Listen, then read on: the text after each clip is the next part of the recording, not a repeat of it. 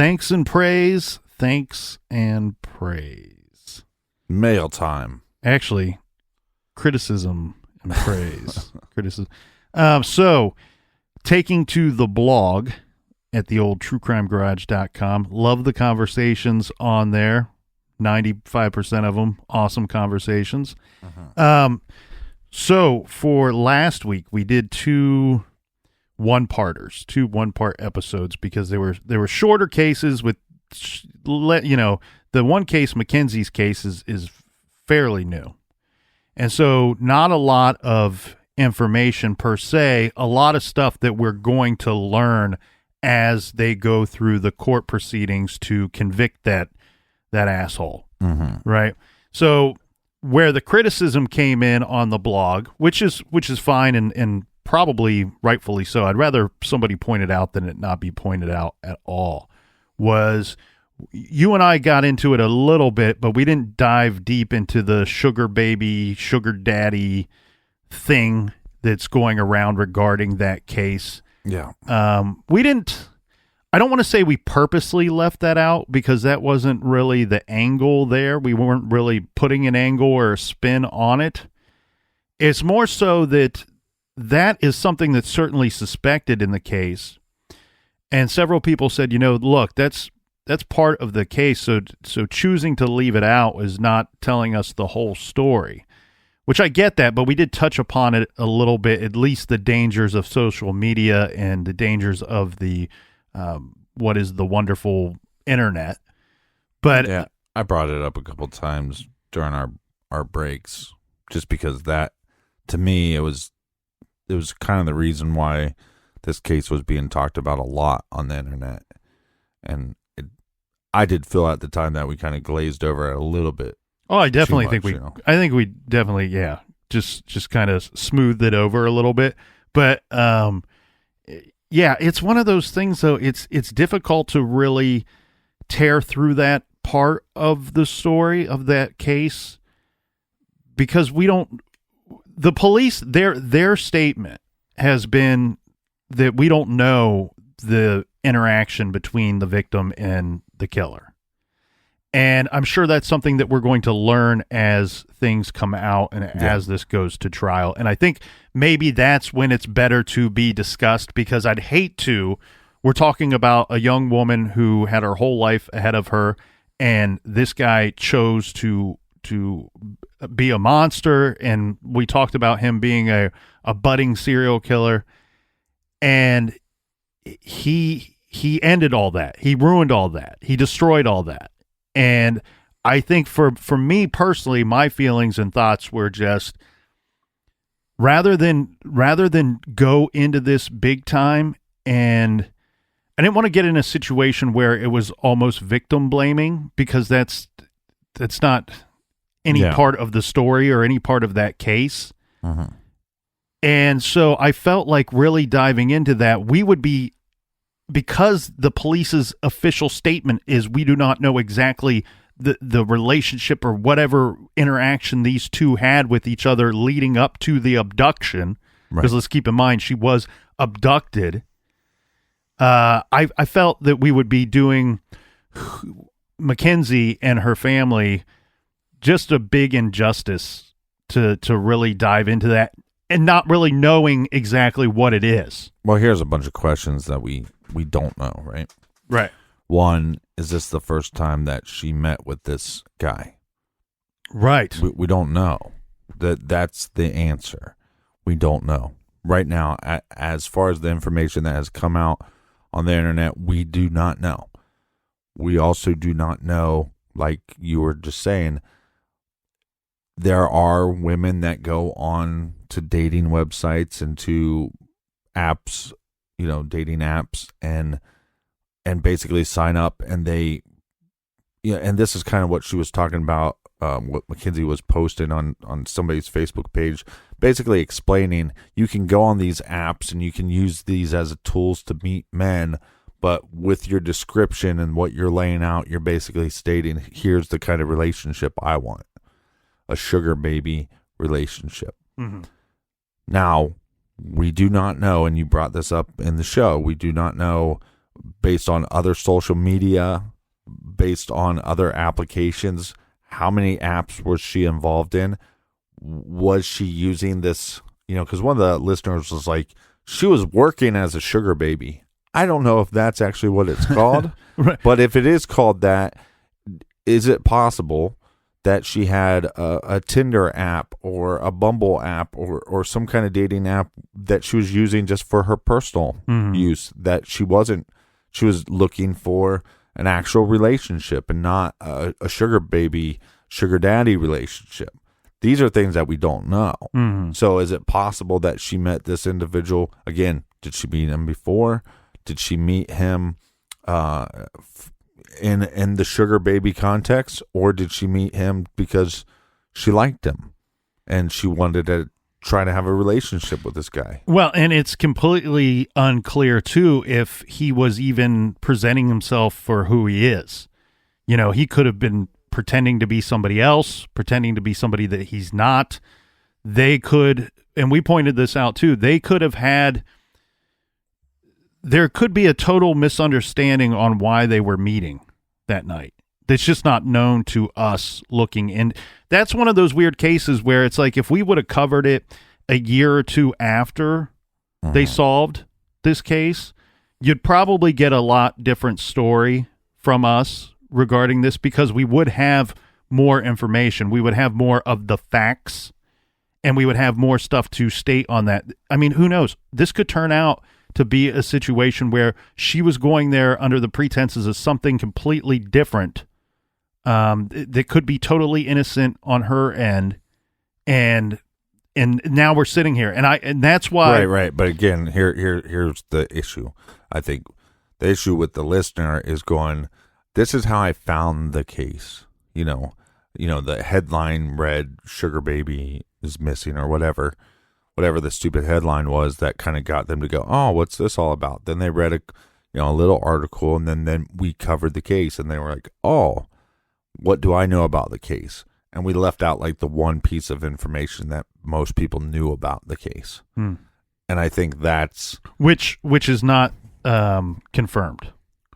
Right, which I agree with you. but which then it my seems problem like, with the listener is when they go, did you do any goddamn research? Yeah, go read an article about this. Most of the articles about this at the time were just this sugar baby angle, and that was it. We gave you all the other things. Right. Well, the important stuff that we know to be true and the facts of the case. But I don't think it's irresponsible to put out that there is some rumors that this was going on. There's some evidence of that. We don't know if that's how she made a connection with this guy, and it gets a little dicey. It becomes a little gray area.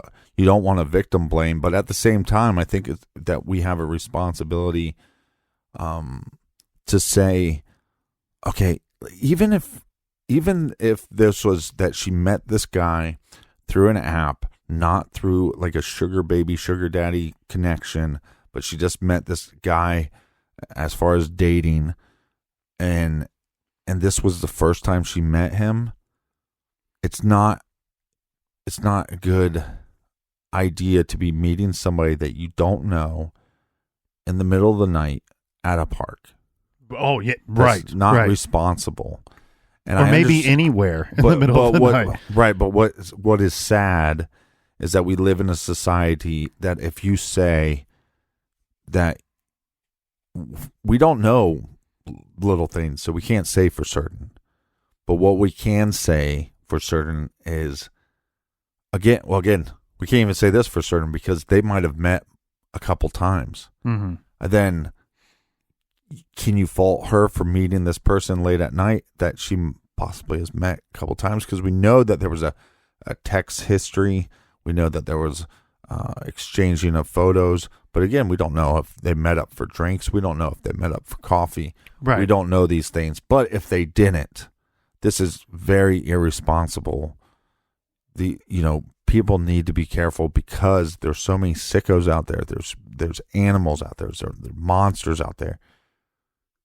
Well, that's why they say to careful. vet people that you meet on the internet, or vet people that in any shape or form that you can for people that you meet anywhere. Yeah, I'm a 6'3" guy, 200 million pounds. I wouldn't meet somebody for the first time at a park late at night. I just wouldn't do it. And the likelihood that I would, meet somebody on a dating app, and you know what I mean? Like I wouldn't even do it out of just respect for the person, for the girl, to go, you want to meet up sometime? If they're like, yeah, let's meet up at 2:00 in the park. We'll hang out. Yeah, about 6:00 on a Sunday for some coffee or something. So, but I think it becomes dicey because a lot of these true crime shows, when you put out some opinions like that, I don't think that's a wrong opinion to put out. Mm-hmm. But then people are quick to go, you're victim blaming. Well, there are people that are putting themselves into bad situations, and we should bring those up when those happen. If you're running at the park at 7 a.m. and you get attacked, what fault do you have? You know what I mean? Well, I see what you're saying, but I mean, people have the right to do things that are just regular stuff, and yeah, but I don't think meetings, again. No, I don't know for sure, but let's say it's the first time they're meeting. But it's not, and it's not a safe situation. That's why I think it's a slippery in. slope to get into that part of the case when it seems unnecessary at this point when we don't know what was going on there.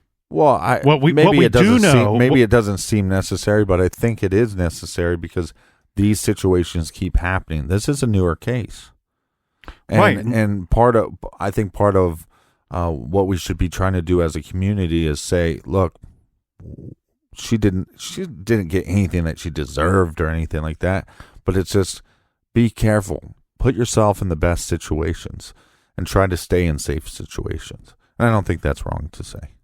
No, not at all. Now, where we did get praise was for the other one-parter, Patrick Dennehy, who was a murder victim. And a lot of people thought, that knew the story, people from that area were reaching out, and they all shared the same displeasure. Right. I don't know if that's the best. I wanted to say something real mean here, but I'm trying to be nice today.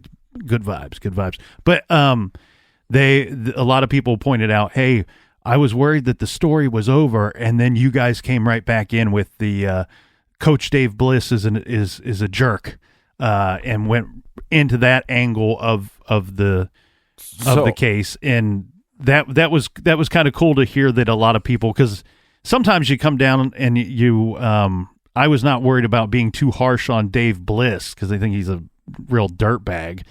But it was interesting to hear that people from that area and that were living around there, experiencing that was local news for some of these people, and they're saying that was a part of the story. That was a big part of the case for me living there, or for me attending the Baylor University at the time. Right. And that's as terrible and as tragic as of a whole story as that is.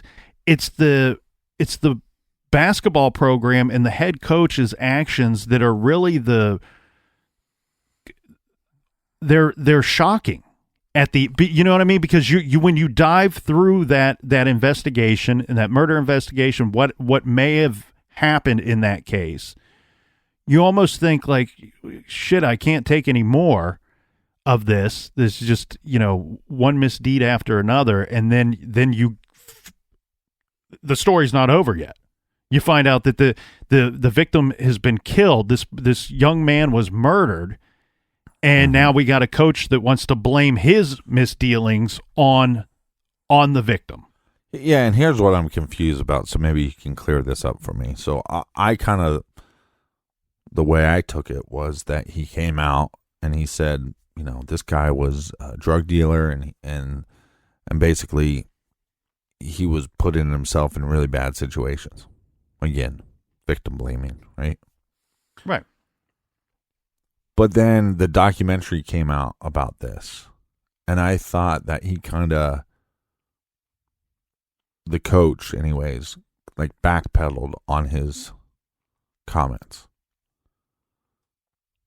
Oh, that's all he's ever done, man. Like that's all he's ever done. Many times he's said that, okay, I'm going to tell the truth, or I'm going to tell you what really happened, and he really minimizes his whole involvement in the whole thing, and it's just really he's just a despicable person. But he has a chance to right a huge wrong, and he just kind of refuses to do so because I don't know. Right, that was where my confusion was. It sounded like to me during when we're talking about it was that he kind of came out and said, "Hey, I'm really sorry I made these comments."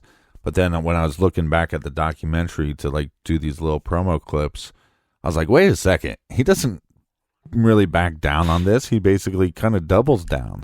No, so this is just my opinion. I can't tell you what he feels or thinks, and I don't really want to analyze him too much.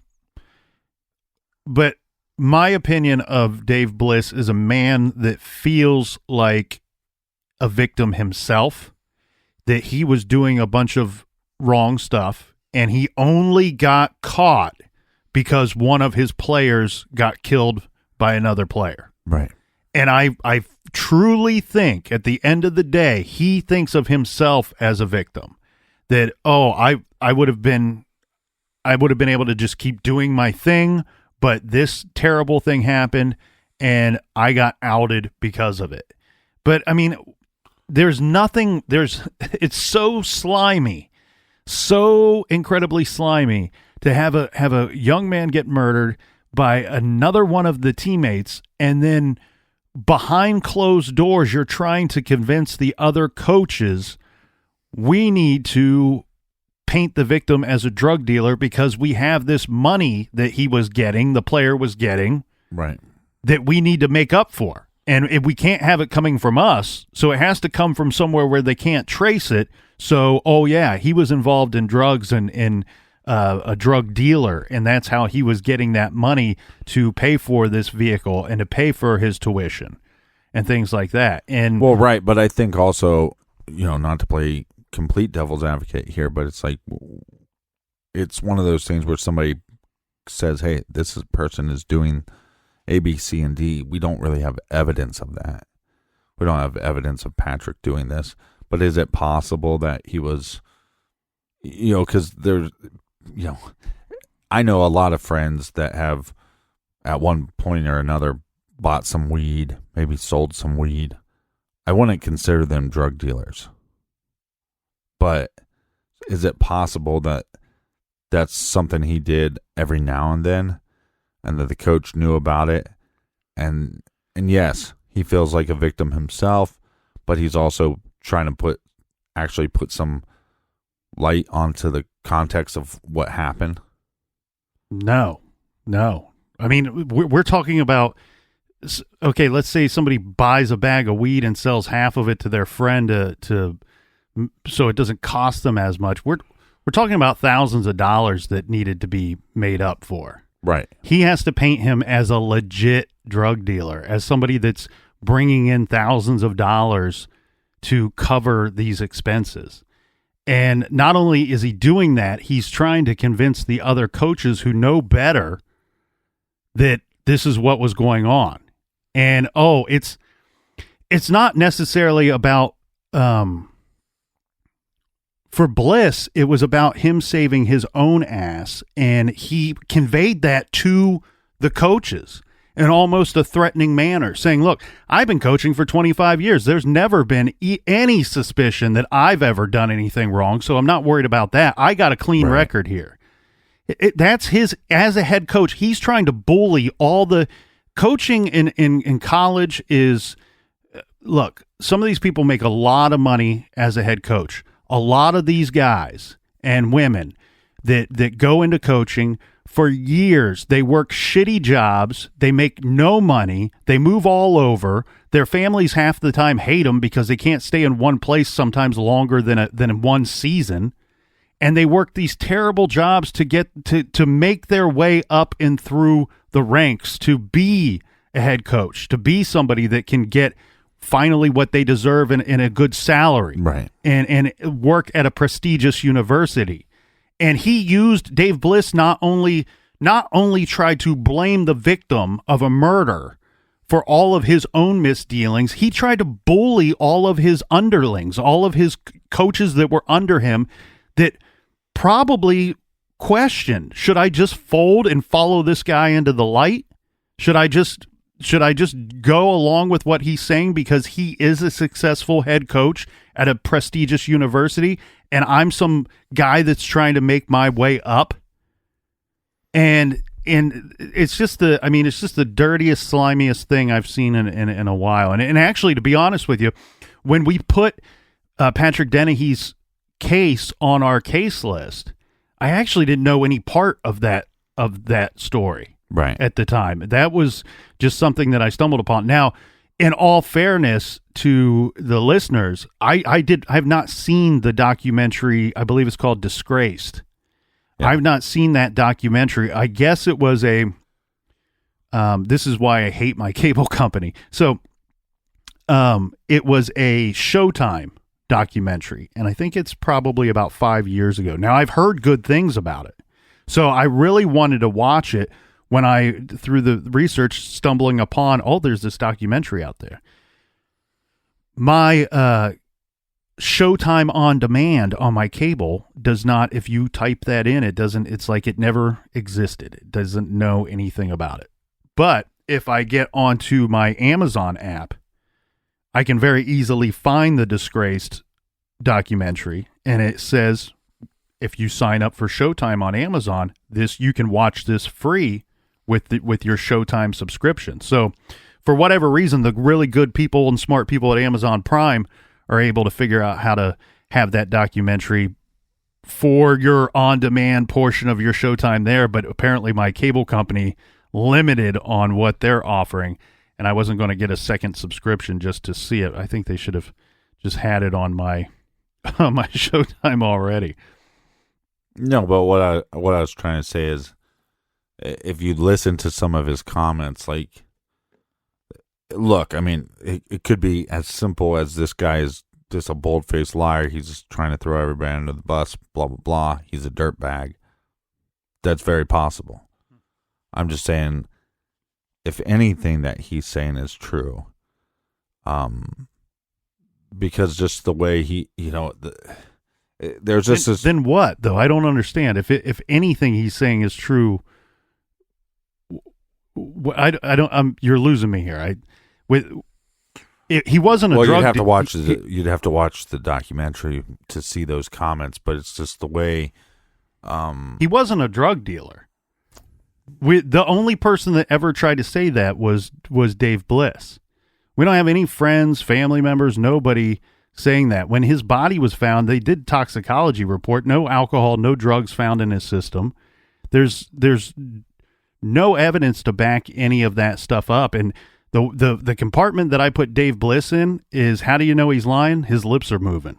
This guy doesn't care about people the way that normal people do. He cares about himself, and he cares about his career, and he cares about his reputation and legacy, and that's it. And he's willing, more than willing, to bully his coaches and his players for his own sake, and he's willing to throw a murder victim, a young man's reputation, under the bus to save his own ass and to save his own stupid reputation.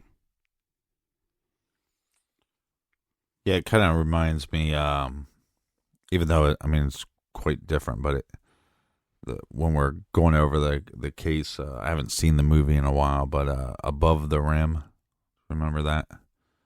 Vaguely. Movie with Tupac Shakur. It was one of those movies where it's like I didn't watch in the theaters, and I It was, like a Saturday waiting for a football game to come on, or Sunday waiting for a football game to come on, and it was on another channel, and you kind of like flip back and forth and kind of half watch it. But I remember it being somewhat good, but also strange. But but what I'm saying is, I think because okay, let's just say everything he's saying is a lie.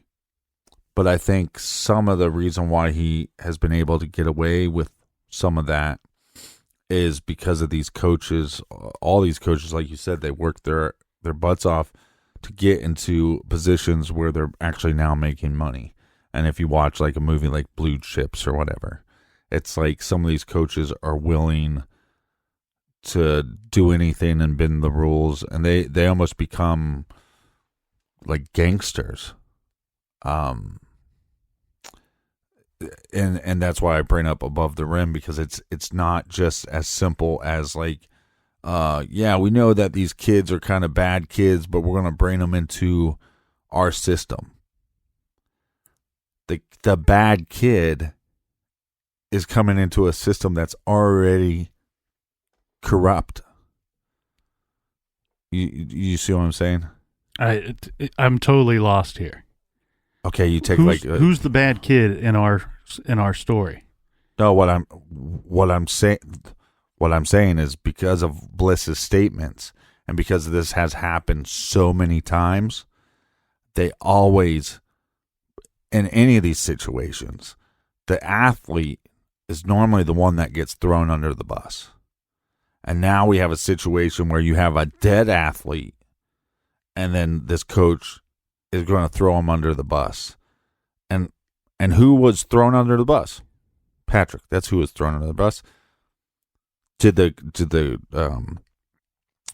coach lose their job? Yes, but they're still teaching.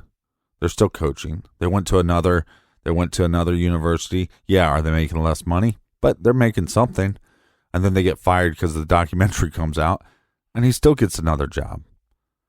So, but what I'm saying is, because the culture has been this way, especially in college sports, there's so many times where it's a bad, they make it out to be a bad seed and not just a bad organization, and that these athletes then have to take a fall, for the whole university. So I do want to get into some other stuff here real quick, because this is where the show a prime example of how our show can really try to help an ongoing case, one that is certainly very cold. We recently covered the Barbara Blatnick case, unsolved, out of northeastern Ohio. Now, one thing that was tricky when piecing her case together was the timeline of the last night that she was seen and who she was with and where she could have been. There were some unknowns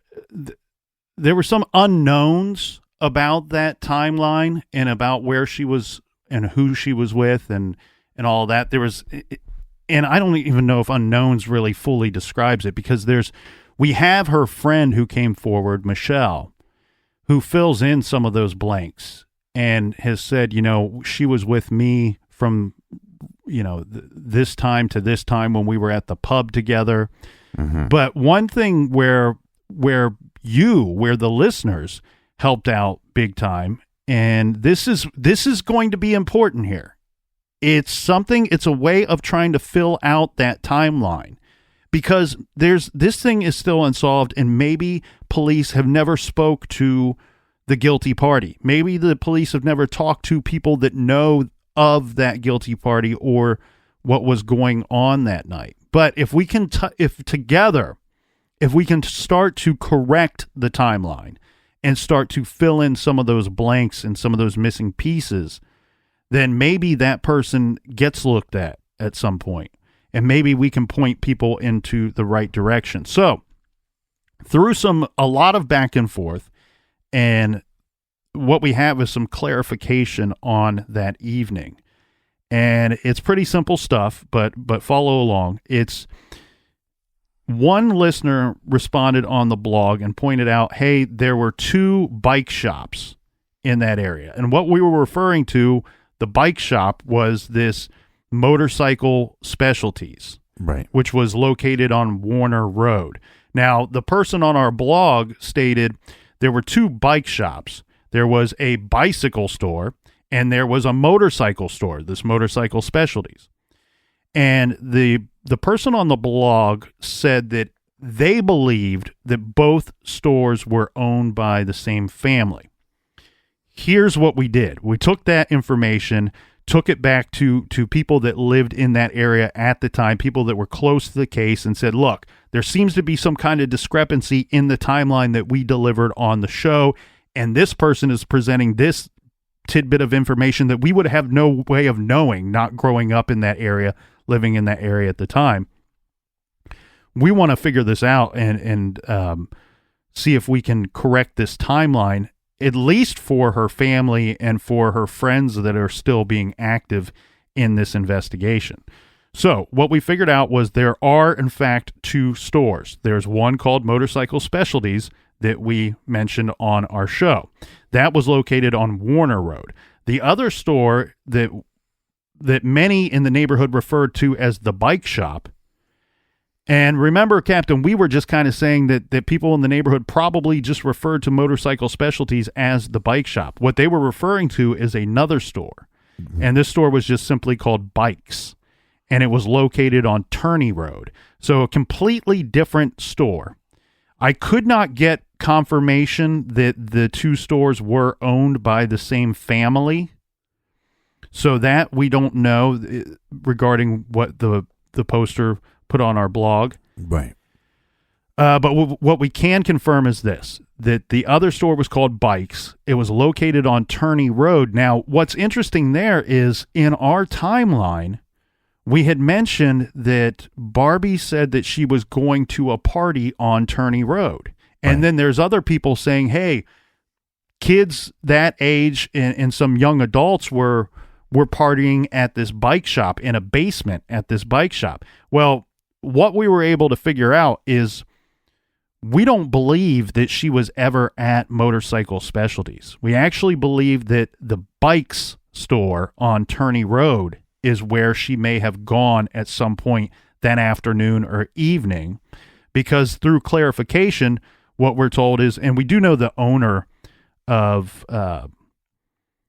this store, but I'm not, no need to give that name out. Right. But what we were told is that the basement, remember, people would party in the basement of one of these stores, and I've been told by locals that grew up there at the time that the Bikes store on Turney Road was the one with the basement where people partied at.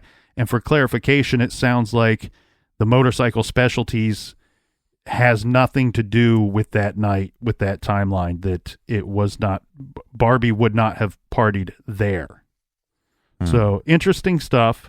Well, that's just like when we're growing up, there was a pizza shop called Johnny's, but if somebody said, we're going to go hang out at the pizza shop, pretty much you'd know that that's the pizza shop you're going to, even though there was multiple pizza shops on that road. Mm-hmm. It's just you didn't hang out at the other pizza shops. So it is interesting to, try to put together a story and go, well, there's this motorcycle shop. Are people hanging out there? And if so, is there a basement? And then to find out, well, it possibly is this whole other bike shop, which, the thing that kind of sucks is obviously there's less people that listen to this show, but would that spark any information to come out, that it's not the motorcycle shop, but the actual bike shop? Here's my guess. My guess is with how active Barbie's family has been with this case, with her case, and how active a couple of her closer friends were. My belief is, I like to hope that we've uncovered some new information. This is probably information that made its way to the right people all those years ago. At least I hope so. If it has not, the people that I took this information to, because I needed to get some answers and clarification on some things, because as I said, I don't know that area during that time frame. So clearing that up, of course, I followed that up with if you believe you've already shared this information with law enforcement, right, remind them of this, because you may think that you have or misremember that you have, or maybe you weren't asked these specific questions. Follow up and give them this information now. Well, and it could be as simple as like if you have this, again, we don't know the situation, but you got a bike shop, motorcycle shop. Maybe people hang out in front of that. Cops would know about that. Maybe they wouldn't know so much about this bike shop that people are hanging out in the basement as much. So, is it a possibility that she ended up at both at some point in the night? It's possible. I've been told by those same people that I verified this information with that Motorcycle Specialties has nothing to do with this case. That's what their opinion is of the case. So, right. But my question is that because nobody hangs out there? It wasn't a hangout spot. From what I've been told is Barbie would not have gone there. Okay. And I don't know, I didn't ask for a book report on why Motorcycle Specialties has nothing to do with it. And to be honest with you, once I'm being told that it's a completely different store on a different road, mm-hmm. I mean, that kind of clears a lot of it up right then and there. So, but those are my favorite comments and posts to get on the blog, is where locals, will go, I remember this case, and I remember the neighborhood. I grew up near there, and they'll include pieces of information and stuff that are things that are important to add on to the case. We talked about, we had people come forward regarding the apartment complex from the Amy Hooper case, and information that's come forward about, Amy Mahalovic in the school systems around there, where people had comments throughout the years and thoughts throughout the years. So it's always interesting to me to hear from people that are from the area and remember the case and remember the neighborhood and things like that and details of such. And I hope anyway, and that was the goal when we covered Barbie's case, was to stir the pot, shake a few trees, and see if anything falls out. So it was interesting to see that the pot seems to have been stirred, and that people are remembering this case and talking about it again. And who knows? Maybe they can revive the energy. And personally, we talked about this when we covered it. There's rumor and speculation that this could be one in a series of 4 killings, that it's possible undetected serial killer that was operating in that last 6 months or so of that year in that area. Personally, I don't think that it's connected to the other 3. I know that people close to the case also suspect differently, that it was somebody that knew Barbie, that knew Barbara. But I'm fine with the community tagging this an undetected serial killer, anything to get it back in the news, into the newspapers, and back into the minds of the people in the community to get this thing moving. Because I do think this is one of those ones, Captain, where you review the case, and there were some missing parts and pieces from the timeline, and there was a lot of people that she could have been hanging out with at different parts of that night, which makes it difficult. But you also look at it and you go, this thing seems solvable. This seems like it's something that they could finally get some justice for Barbara, potentially get a very dangerous person off of the streets if they've not already been locked up or passed away, and get a case off of their books. It seems like a very, very solvable case to me. Well, yeah, back in high school, when Friday night, you didn't have cell phones, so you couldn't find out where your friends were all the time. So sometimes you'd have to go home and check in. Did somebody call? Where's everybody at? Or you drive by your friends' houses. We used to do that all the time. Oh, drive by so-and-so's house. And then after, oh, no cars are there, let's drive by so-and-so's house. So, like you said, there was a million possibilities really where she could have been hanging out that night. Bike shop, motorcycle shop, any of these places. She could have drove by, saw somebody, waved, whatever. So that seems like it makes things a little difficult because the timeline's so blurry. But really, at the end of the day, we don't need to even know any of that information. We just need to know the last person that she was with, and the last, did she get a ride from somebody or whatever that is. We just need that piece of information.